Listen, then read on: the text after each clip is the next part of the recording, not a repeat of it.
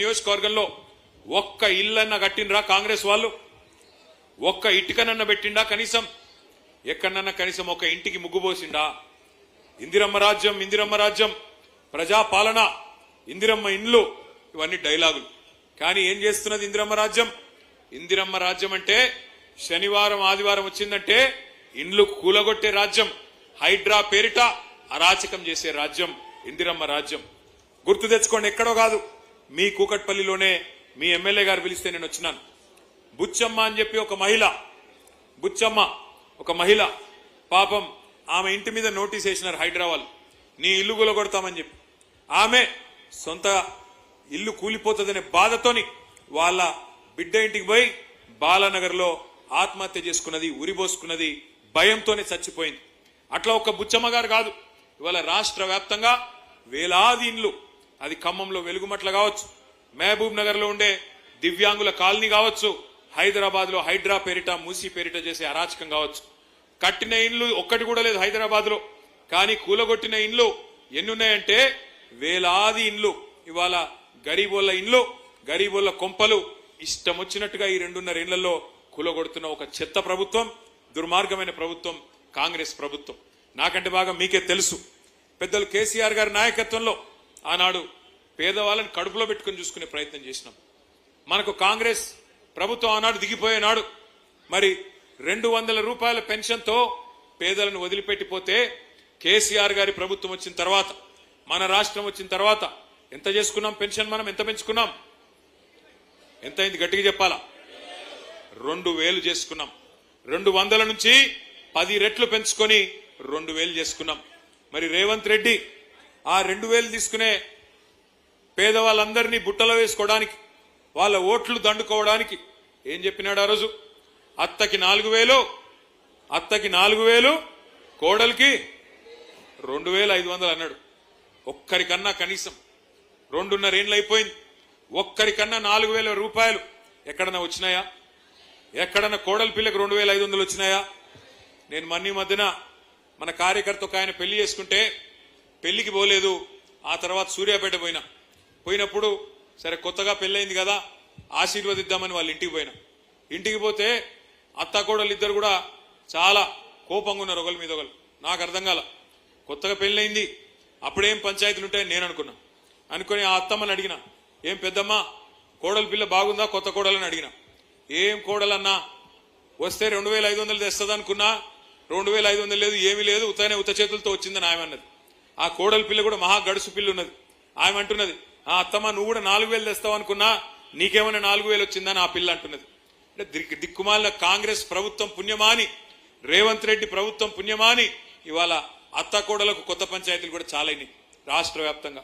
అట్లే అత్త కోడలు ఇద్దరినే కాదు, రాష్ట్రంలోని ప్రతి వర్గాన్ని అబద్ధపు మాటలు చెప్పి, అలవిగాని మాటలు చెప్పి, నోటికొచ్చిన చెత్తవాగుడు వాగి కేసీఆర్ 10,000 ఇస్తే నేను 15,000 ఇస్తా, కేసీఆర్ 2 పంటలకు ఇస్తే నేను 3 పంటలకు ఇస్తా, కేసీఆర్ 24 గంటల కరెంట్ ఇస్తే నేను 48 గంటల కరెంట్ ఇస్తా అని నమ్మబలికి ఓట్లు వేయించుకొని, ఓడ మీద ఉన్నప్పుడు ఓడమల్లన్న, ఓటుకెక్కినాక బోడమల్లన్న అన్నట్టు ఇవాళ మొత్తం రాష్ట్రంలోని ప్రతి వర్గానికి, ప్రతి మనిషికి శటగోపం పెట్టి మోసం చేసింది కాంగ్రెస్ ప్రభుత్వం.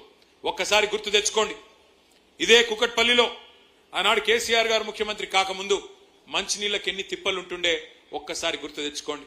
ట్యాంకర్లు, బిందెల ప్రదర్శనలు, ఎండాకాలం వచ్చిందంటే జలమండలి ముందు ఖాళీ కుండలు, ఖాళీ బిందెలతోని మా ఆడబిడ్డలు పోయి ఆనాడు పీజేఆర్ గారి నాయకత్వంలో ధర్నాలు చేసిన దుస్థితి ఉండేనా లేదా ఒక్కసారి గుర్తు తెచ్చుకోండి. కానీ అదే కేసీఆర్ గారు వచ్చిన తర్వాత ఎంత బ్రహ్మాండంగా రూపాయికే నల్లా కనెక్షన్ ఇచ్చి 20,000 లీటర్లు ఉచితంగా ఇచ్చి శివారు ప్రాంతాలలో దాదాపు వేలాది కోట్ల రూపాయలు ఖర్చు పెట్టి మీ మంచినీళ్ల గోస తీర్చిన మాట నిజమా కాదా ఒక్కసారి గట్టిగా చప్పట్లతో కేసీఆర్ గారికి చెప్పాలని చెప్పి నేను కోరుతా ఉన్నా. కేసీఆర్ ప్రభుత్వం రాకముందు ఏ అపార్ట్మెంట్కి పోయినా డీజిల్ గబ్బు, జనరేటర్లు, ఏ చిన్న దుకాణానికి పోయినా ఇన్వర్టర్లు, ఎండాకాలం వచ్చిందంటే పంకా కూడా తిరగలేని పరిస్థితి. కానీ అదే కేసీఆర్ ప్రభుత్వం వచ్చినాక సంవత్సరం తిరగకుండానే 24 గంటల కరెంట్ ఇచ్చిన మాట వాస్తవమా కాదా? ఇచ్చిన మాట వాస్తవమా కాదా? నేను ఇవాళ మీ అందరికీ కూకట్పల్లిలో వాగ్దానం చేస్తా ఉన్నా, మళ్ళీ తిరిగి వచ్చేది 2028లో ముమ్మాటికి గులాబీ జెండానే వస్తది, కేసీఆర్ గారు ముఖ్యమంత్రి అవుతారు. నేను మీకు వాగ్దానం చేస్తా ఉన్నా, మీ ఎమ్మెల్యే గారు ముందే చెప్తా ఉన్నా, 24 గంటల కరెంట్ ఎట్లా అయితే ఇచ్చామో హైదరాబాద్ మహానగరంలో 24 గంటలు మంచినీళ్ళు ఇచ్చే బాధ్యత కూడా నాది అని చెప్పి నేను మీకు విజ్ఞప్తి చేస్తా ఉన్నా. తప్పకుండా అది చేసి చూపెడతా అని చెప్పి కూడా మా ఆడబిడ్డలందరికీ నేను వాగ్దానం చేస్తా ఉన్నా. అనుకుంటే అసంభవం ఏమీ కాదు. 65 ఏళ్లు కాంగ్రెస్ వాళ్ళు కరెంటు కూడా ఇవ్వలేకపోయినారు. వ్యవసాయానికి కరెంట్ ఇవ్వలేదు, హైదరాబాద్ లో ఇళ్లకు కరెంట్ ఇవ్వలేదు, ఆఖరికి పరిశ్రమలకు కరెంట్ ఇవ్వకపోతే వారానికి 3 రోజులు మా కుత్బుల్లాపూర్ లో శివారు ప్రాంతాల్లో ఉండే మరి పరిశ్రమలు మూత పెట్టుకునే పరిస్థితి. అందుకే నేను మీకు చెప్తా ఉన్నా, 24 గంటల కరెంట్ ఇచ్చింది కేసీఆరే. రేపు మళ్ళీ 24 గంటల నీళ్లు హైదరాబాద్ మహానగరంలో ఇవ్వబోయేది తిరిగి మళ్ళీ కేసీఆర్ అనే మాటను మీకు విజ్ఞప్తి చేస్తా ఉన్నా. తప్పకుండా ఇచ్చి మీ మనసు గెలుచుకుంటామని చెప్పి కూడా విజ్ఞప్తి చేస్తా ఉన్నా. 1, 2 కాదు, ఒక మంచి నీళ్లు కరెంటు మాత్రమే కాదు, హైదరాబాద్ లో ఎన్ని పనులు చేసుకున్నాం మనం. కరోనా వస్తే ఆ రోజు మూతికి బట్ట కట్టుకొని మూతికి మాస్క్ వేసుకొని ఎవరి ఇళ్లలో వాళ్ళు కూర్చునే ఒక దయనీయమైన పరిస్థితి. అది చూసిన తర్వాత కేసీఆర్ గారు ఆలోచన చేసి ఈ పరిస్థితి మళ్ళీ భవిష్యత్తులో ఎప్పుడన్నా వస్తే మన పిల్లలకు మన బిడ్డలకు ఈ పరిస్థితి మళ్ళీ తలెత్తకూడదు. ఇట్లాంటి దరిద్రమైన పరిస్థితి గుర్తు తెచ్చుకోండి ఒకసారి. వెంటిలేటర్ల కోసం పైరవీలు, ఆక్సిజన్ బెడ్స్ కోసం పైరవీలు, ఆక్సిజన్ కాన్సన్ట్రేటర్ కావాలన్నా అని దండం పెట్టుకునే పరిస్థితి ఎమ్మెల్యేలకి నాయకులకి. ఆ పరిస్థితి మళ్ళీ రావద్దని చెప్పి కేసీఆర్ గారి నాయకత్వంలో ప్రతి బస్తీలో ఒక బస్తీ దవాఖానా పెట్టుకున్నాం. బస్తీ దవాఖానాలు 350 బస్తీ దవాఖానాలు. ఏ చిన్న గోలికి కూడా, ఏ చిన్న మందు బిల్లకు కూడా రూపాయి ఇచ్చే అవసరం లేకుండా ఉచితంగా ఆ కార్యక్రమం. అట్లాగే డయాగ్నోస్టిక్ పరీక్షలు, డి హబ్ పేరిట డయాగ్నోస్టిక్ పరీక్షలు, 24 రకాల వైద్య పరీక్షలు ఉచితంగా చేసుకున్నాం. అట్లాగే హైదరాబాద్ అంటే ఒకనాడు గాంధీ, ఉస్మానియా, నిమ్స్, ఈ 3 తప్ప ఒక్క కొత్త ఆసుపత్రి కూడా కట్టలేదు 65 ఏళ్లలో గతంలో ఉన్న ప్రభుత్వాలు. ఒక్కటంటే ఒక్క ఆసుపత్రి కూడా కట్టలే. అప్పుడెప్పుడో స్వాతంత్రం రాకముందు నిజాం నవాబు కట్టిన గాంధీ, ఉస్మానియా, అదేవిధంగా Nizam's institute of medical sciences NIMS Panjagutta, ఈ 3 తప్ప హైదరాబాద్ లో ఒక్క కొత్త ప్రభుత్వ దవాఖాన కూడా 65 ఏళ్లలో ఏ ప్రభుత్వం కట్టలేదు. అదే మన నాయకుడు కేసీఆర్ గారు హైదరాబాద్ లోని పేద ప్రజల కోసం 1 కాదు 2 కాదు 4 TIMS hospital, Telangana institute of medical sciences, ఒక్కొక్కటి 1000 పడకల ఆసుపత్రి సనత్ నగర్ లో, ఎల్బీ నగర్ లో, అల్వాలలో, గచ్చిబౌలిలో, ఉత్తరం, పశ్చిమం, దక్షిణం, తూర్పు అన్ని వైపులా 4 వైపులా 4000 కొత్త పడకలు, అందులో 3వ వంతు ఐసీయూ, ఈ రకంగా ఏర్పాటు చేయడం జరిగింది. అట్లాగే ఉన్న నిమ్స్ హాస్పిటల్ ను కూడా ఇంకొక 2000 పడకలు పెంచి అక్కడ కూడా విస్తరణ చేసుకున్నాం. అంటే కొత్తగా కేసీఆర్ గారి ప్రభుత్వం వచ్చినాక, మన రాష్ట్రం వచ్చినాక పేద ప్రజల ఆరోగ్యం కోసం బ్రహ్మాండంగా మనం ఆనాడు కష్టపడి టిమ్స్ హాస్పిటల్ కడితే ఇక ముఖ్యమంత్రి గారు పోయి రిబ్బన్లు కట్ చేస్తా ఉన్నాడు. ఆయన జేబులో కత్తెర పెట్టుకొని తిరుగుతా ఉన్నాడు ముఖ్యమంత్రి గారు. పాపం జేబులో కత్తెర పెట్టుకొని తిరుగుతున్నట్టే జేబు దొంగ అనుకునేరు. ఆయన జేబు దొంగ కాదు, గజ దొంగ. జేబు దొంగలు పాపం చిన్న చిన్న దొంగతనాలు చేస్తారు. ఈయన మామూలు దొంగ కాదు, దండుపాలెం బ్యాచ్ కు నాయకుడు. కాబట్టి ఆయన ఆ జేబులో కత్తెర పెట్టుకొని ఎక్కడ మనం కట్టిన ఫ్లైఓవర్ ఉంటే అక్కడ పోయి రిబ్బన్ కట్ చేస్తాడు. ఎక్కడ మనం కట్టిన బిల్డింగ్లు, టిమ్స్ హాస్పిటల్ లాంటి బిల్డింగ్లు ఉంటే వాటికి రిబ్బన్లు కట్ చేస్తాడు. మనం కట్టిన డబుల్ బెడ్రూమ్ ఇళ్లకు పోయి రిబ్బన్లు కట్ చేసి మేమే ఇచ్చినామని చెప్తున్నాడు. నేను ఈ వేదిక ద్వారా, కూకట్పల్లి వేదిక ద్వారా అడుగుతా ఉన్నా రేవంత్ రెడ్డి గారిని, అయ్యా రేవంత్ రెడ్డి గారు, ఇందిరమ్మ ఇండ్లు అన్నావు కదా, ఇందిరమ్మ ఇండ్లంటివి కదా, ఎస్సీ ఎస్టీలకు 6 లక్షలు ఇస్తా అన్నావు, మిగతా వాళ్ళందరికీ 5 లక్షలు ఇస్తా అన్నావు. హైదరాబాద్ మహానగరంలో ఒక్క ఇందిరమ్మ ఇల్లు నువ్వు కట్టినట్టు చూపెడితే, ఒక్క ఇందిరమ్మ ఇల్లు నువ్వు కట్టినట్టు చూపెడితే నేను శాశ్వతంగా రాజకీయ సన్యాసం తీసుకుంటా, దమ్ముందా రుజువు చేయని చెప్పి నేను వారిని ఇవాళ సవాల్ చేస్తా ఉన్నా. ఒక్క ఇల్లు హైదరాబాద్ మహానగరంలో, ఒక్క ఇల్లు ఎక్కడన్నా కట్టినావా దమ్ముంటే చూపెట్టు.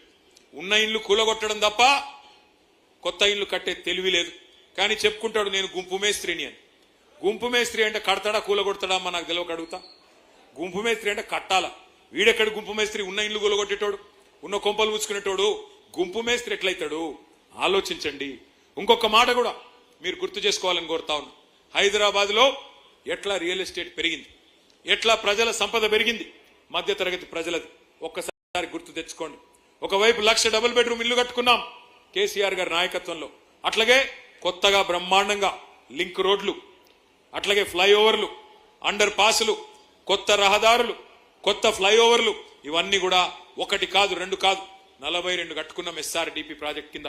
ఒక మీ కూకట్పల్లి నియోజకవర్గంలోనే మీ ఎమ్మెల్యే మాధవరం కృష్ణారావు గారి విజ్ఞప్తి మేరకు JNTU ఫ్లైఓవర్ కానీ, అట్లాగే బాలానగర్ ఫ్లైఓవర్ మన కుత్బుల్లాపూర్ కూకట్పల్లి ఇద్దరికి కూడా ఉపశమనం కలిగించే ప్రాంతం, ఎప్పటి నుంచో మీరు ఎదురు చూస్తున్న బాలానగర్ ఫ్లైఓవర్ కానీ, అండర్ పాస్లు కానీ, ఇవన్నీ కూడా నిర్మాణం చేసుకున్నాం. మంచినీళ్ళ సమస్య పరిష్కారం చేసుకున్నాం, రహదారులు విస్తరించుకున్నాం, మెట్రో నిర్మాణం చేసుకున్నాం.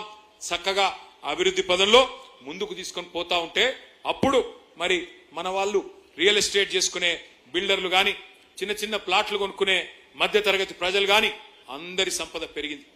మరి వాళ్ళు ఏం జరుగుతా ఉంది రియల్ ఎస్టేట్ లో? 2.5 ఏళ్లు దరిద్రం వచ్చి కూర్చున్నట్టు కాంగ్రెస్ వచ్చి నెత్తిన కూర్చున్నది. దేశం మొత్తం వదిలించుకున్నది కాంగ్రెస్ అనే దరిద్రాన్ని. దేశం మొత్తం ఏ రాష్ట్రంలో కాంగ్రెస్ ను దగ్గర తీసుకోవడానికి కూడా ఇష్టపడట్లేదు. పక్కనున్న ఆంధ్రప్రదేశ్ వాళ్ళు అయితే దాన్ని పాతి పెట్టినారు. కానీ మన రాష్ట్రంలో ఏమైందో ఏమో మన వాళ్ళకి. హైదరాబాద్ వాళ్ళు మీరు కరెక్ట్ గానే ఓట్లేసింది, మీరు నమ్మలేదు దొంగ కాంగ్రెస్ ను. కుకట్పల్లి వాళ్ళు అయితే అసలే నమ్మలేదు.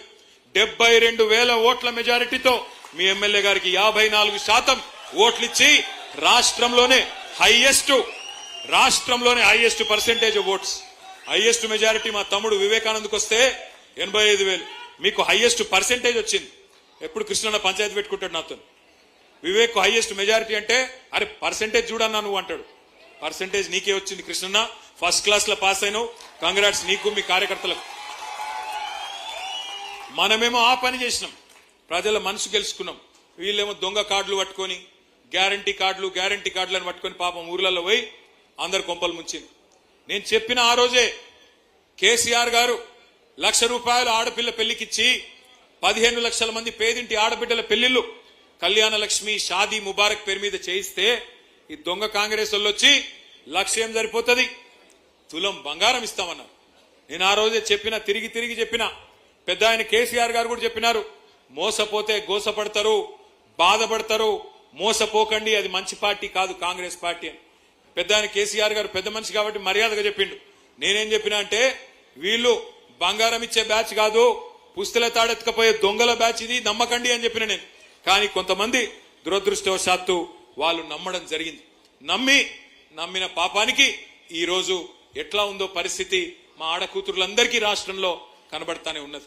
ఇలా రియల్ ఎస్టేట్ రంగం ఎట్లా కుదేలైపోయింది అంటే నిన్నటికి నిన్న ఇందిరా పార్క్ దగ్గర ఆ సెంట్రింగ్ వర్కర్స్ ఉంటారు, హమాలీలు ఉంటారు, వారందరు సెంట్రింగ్ వర్కర్లు. వాళ్ళు పాపం ఎంతో కష్టపడి నిర్మాణ రంగంలో రాత్రనక పగలనక ఎండాకాలం లేదు వానకాలం లేదు పనిచేస్తూ ఉంటారు. వాళ్ళందరూ లక్షలాది మంది ఇలా లబోదిబోమని మొత్తుకుంటున్నారు. నిన్న కృష్ణారావు గారు, మా తలసాని శ్రీనివాస్ యాదవ్ గారు, మా గౌరవ ఎమ్మెల్యేలు 3-4 పోయి వాళ్ళకు ధైర్యం చెప్పొచ్చినారు. మళ్ళీ కేసీఆర్ గారు వస్తారు, మళ్ళీ నిర్మాణ రంగం పుంజుకుంటది, మీరెవరు భయపడకండి, మీ సమస్యలను కూడా మేము పరిష్కారం చేస్తామని చెప్పారు. వాళ్ళు ఇన్సూరెన్స్ లాంటి ఇంకా చిన్న కోరికలు కోరుతా ఉన్నారు.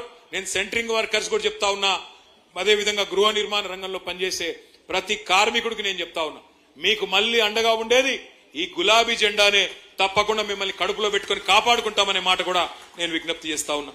ఇక ఈ రోజు మనం ఈ కార్యక్రమం పెట్టుకోవడానికి ప్రధానంగా 2-3 కారణాలు ఉన్నాయి. ఒకటి, మీ అందరికీ తెలుసు, మన పార్టీ అధినాయకత్వం కేసీఆర్ గారి నాయకత్వంలో ఒక నిర్ణయం తీసుకున్నది. కొత్తగా సభ్యత్వ నమోదు కార్యక్రమం చేయాలి, కొత్తగా మళ్ళీ కమిటీలు వేసుకోవాలి. ఎందుకంటే మీ కుకట్పల్లిలో గతంలో 9 డివిజన్లు ఉండేది, ఇప్పుడు 15-16 డివిజన్లు అయినాయి. 15-16 ఎన్ని ఇప్పుడు 15 డివిజన్లు అయినాయి. మరి ఆ 15 డివిజన్లకి చాకుల్లాంటి యువ నాయకుల్ని, కొత్త తరాన్ని, కొత్త రక్తాన్ని బ్రహ్మాండంగా మళ్ళీ అధ్యక్షులుగా పెట్టుకుని కొత్త కమిటీలు వేసుకుని ముందుకు పోవాల్సిన అవసరం ఉన్నది. సభ్యత్వ నమోదు కార్యక్రమం జూన్ మాసంలో మనం ప్రారంభించుకోబోతా ఉన్నాం. నేను ఒక్క మాట మాత్రం ఈ వేదిక ద్వారా ఇక్కడ ఉన్న నాయకులందరికీ చెప్తా ఉన్నా, మా మాజీ కార్పొరేటర్లందరికీ కూడా చెప్తా ఉన్నా, మాజీ కార్పొరేటర్లు నిజానికి కూకట్పల్లిలో చాలా అద్భుతంగా పనిచేసినారు. వారికి ఒకసారి గట్టిగా చప్పట్లు కొట్టాలని చెప్పి కూడా నేను కోరుతా ఉన్నా. పని చేయడంతో పాటుగా మీ ఎమ్మెల్యే గారు చెప్పినట్టు అధికారం పోయినా పార్టీని మారలేదు, పార్టీని వీడలేదు. మేయరు, డిప్యూటీ మేయర్ పోయినా మీ కార్పొరేటర్లు మాత్రం, కూకట్పల్లి కార్పొరేటర్లు గులాబీ జెండాను విడిచిపెట్టలేదు. గట్టిగా చప్పట్లు కొట్టాలి. వాళ్ళకి నిబద్ధత కలిగిన సైనికులుగా పనిచేసినారు. కానీ ఈసారి నేను చెప్తా ఉన్నా, మరి మళ్ళీ మనం గెలవాల్సిన అవసరం ఉంది, ప్రజల మన్ననలు పొందాల్సిన అవసరం ఉంది.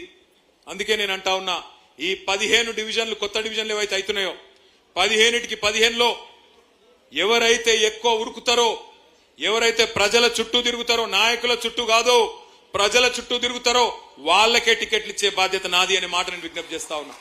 ఎవరైతే కార్పొరేటర్ గా